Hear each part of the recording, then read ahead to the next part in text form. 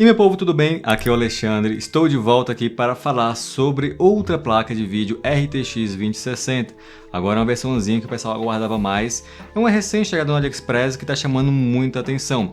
Inclusive, já fiz um vídeo com unboxing dessa placa junto a outra placa, a RX 580, que ainda não saiu o vídeo dela. Eu tinha prometido um vídeo para cada uma dessas placas e esse aqui é o primeiro delas. Não se esqueça de deixar o like se você gosta do canal e se inscrever também. Olha, primeiramente, você já deve ter visto o unboxing. Se não, mostro para vocês de novo, mas é coisa bem rápida.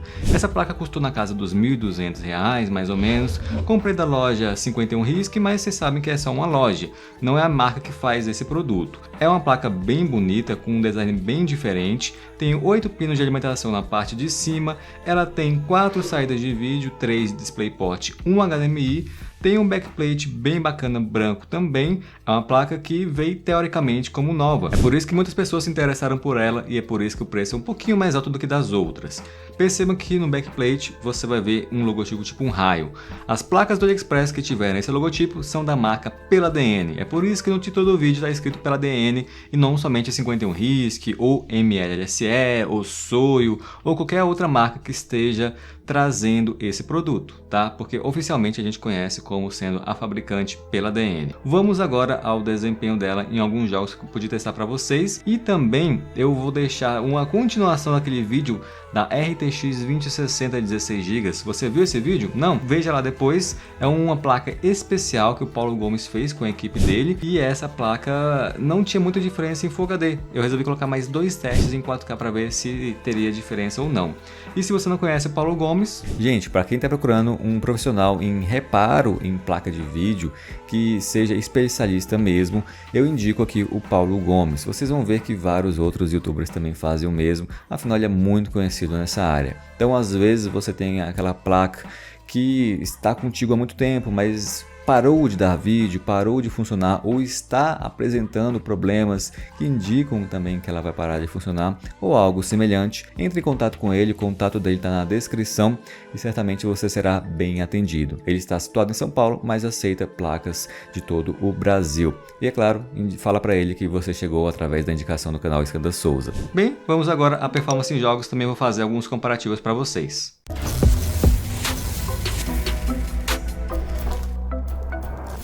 GPU para vocês da placa de vídeo, tranquilinho, é uma placa 2060 Super normalzinha, tá certo, gente?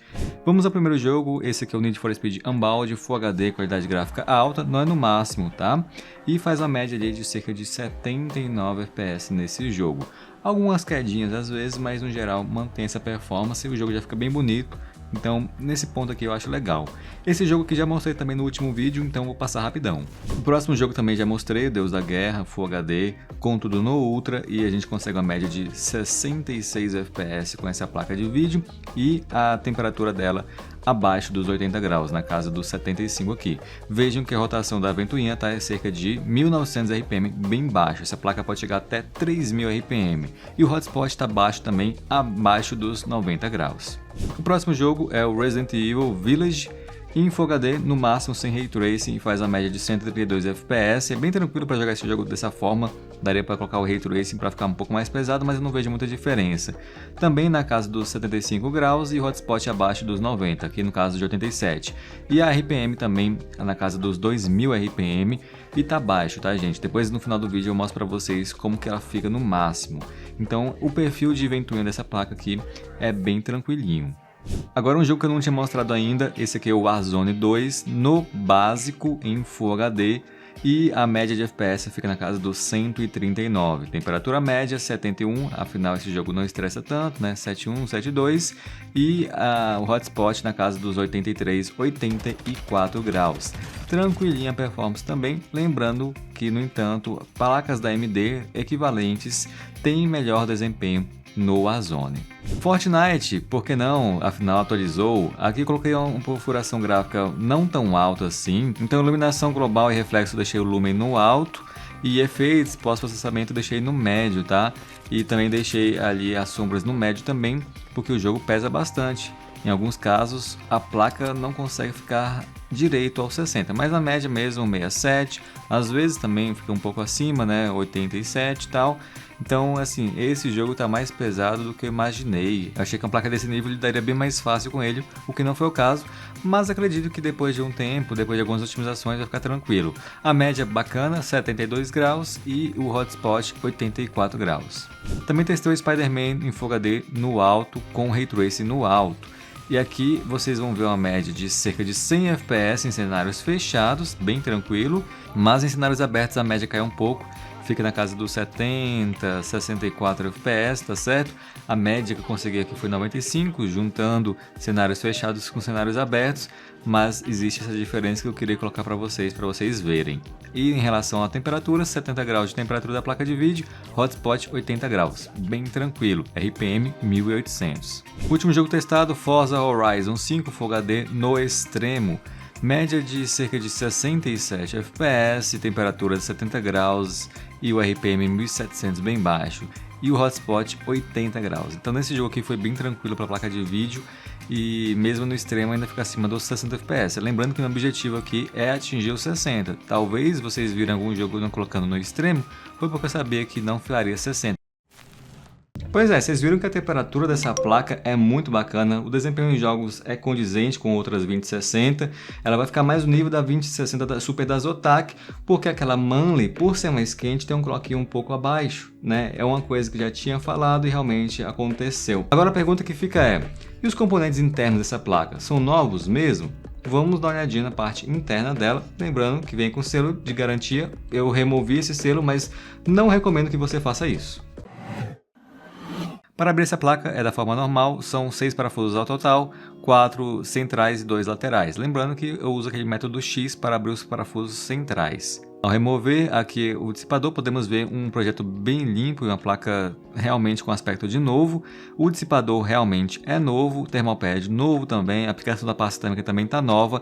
Os thermalpads eu medi e está um thermalpad de 1,5 mm, tá bem grossinhos até, mas não tanto quanto naquela Manley. Então aqui o projeto bem bacana dessa placa e veja no thermalpad que vem marcado a memória da placa de vídeo, o que indica, a meu ver, que pode ser realmente uma memória nova. E falando a respeito de memórias, vocês vão ver ali que em alguns casos vão aparecer essas manchas, mas essas manchas são de thermalpad mesmo, tá? Então não se preocupem se aparecer essa mancha assim em volta da memória, esse líquido, né? Esse meio que olhinho, porque é do thermalpad. Agora em relação a PCB, bem nova, bem limpa, tranquila, projeto bem bacana. Tem uma sujeirinha aí no VRM, mas nada demais. E assim, tudo se remete realmente a um projeto novo e a gente só fica ali em dúvida se o nosso chip gráfico também é novo ou não. Isso não dá para saber. A única coisa que eu posso falar para vocês é que o chip gráfico é datado da 50ª semana de 2021. No caso, no final de 2021. Então a placa realmente bem nova, mesmo que tenha sido usado esse chip gráfico, foi usado por pouco tempo. Essa parte aqui realmente não dá para confirmar, não dá para ter certeza. Mas no geral é isso, tem mais para vocês detalhes do VRM, placa bem bacana, bem bonitinha e quase tudo novo e deixando só o chip gráfico na dúvida. Em relação à comparação da placa 8 GB versus 16 GB, vejam aqui que no Resident Evil não houve diferença, mesmo testando em Full HD no máximo, as placas estão fazendo a mesma média de FPS, tá? Então é outro jogo que ainda não vi diferença, embora o uso da VRAM está mais alto no da 16 GB, 9 contra 8. Agora, teve um jogo que enfim conseguiu uma diferença, que foi o Forza Horizon 5 em 4K no Ultra DLSS em qualidade.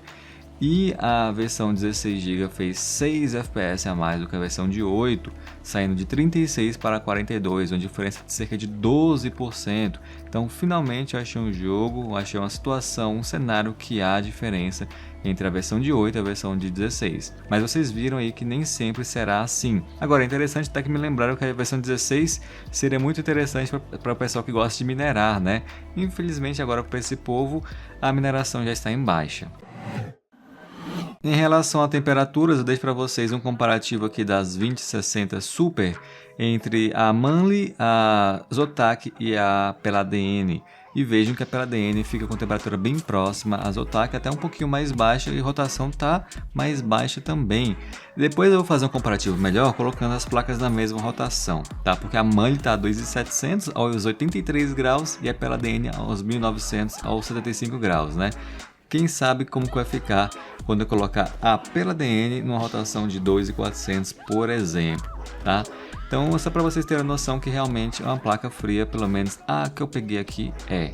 E por falar nisso, deixa para vocês também aí no final a diferença de rotação, né? Ela geralmente vai ficar na rotação de 30, 40, 45%, que vai até os 2.000 RPM, mas ela vai até os 3.000. Vejam como é que fica então.